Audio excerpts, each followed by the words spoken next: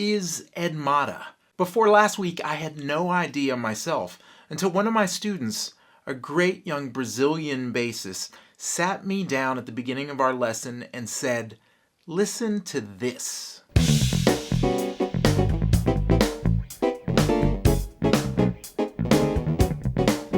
Who is Ed Motta, and why have I never heard this music before? Eduardo Motta is a Brazilian singer, songwriter, producer, and multi-instrumentalist whose sound is equal parts soul, jazz, funk, and Brazilian popular music. You can clearly hear his musical influences, from Marvin Gaye to Bill Evans.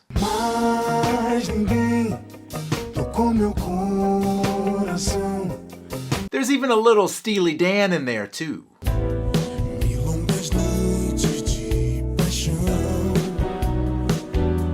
And his bass lines, they're an important and amazing part of his music.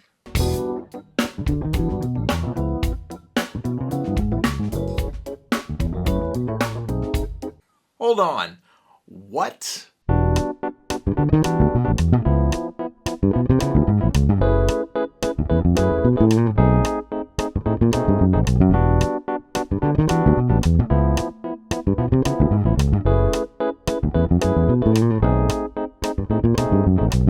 I love this line, and there are a few things that make it really stand out. First of all, it's just dancing.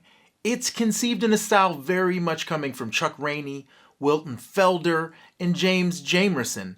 It's a throwback to a 70s era approach to playing the bass. And speaking of Jamerson, dig those barely ghosted open strings that don't really have anything to do with the chords.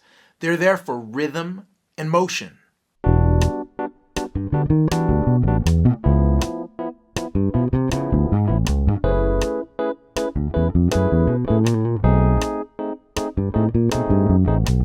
This bass line was played by the great Brazilian bassist Robinho Tavares, also known as Mr. Groove. You can also hear him on records by Flavia K, Incognito, and Gloria Estefan. He's a beast.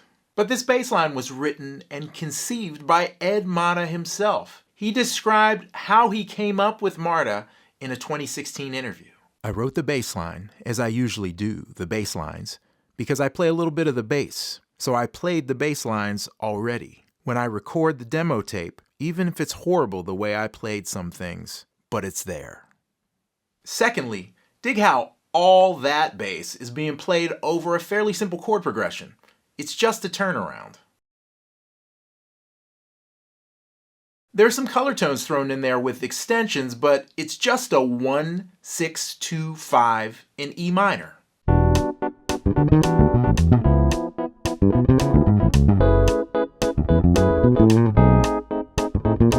Third, dig that tone. This is clearly a precision bass being played with flat wound strings, which gives the bass a clear space in the audio spectrum, which emphasizes less high frequencies and more low mids. Again, conceived by Ed Motta. Allegedly, he owns a P-bass that the bassists who record for him have to use during the sessions. I was told that this is the bass line every Brazilian bassist tries to play at some point, and I can definitely see why.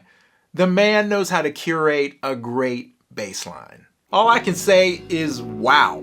Ed Motta is very popular in South America and in Europe, but for me, his music has been flying under the radar.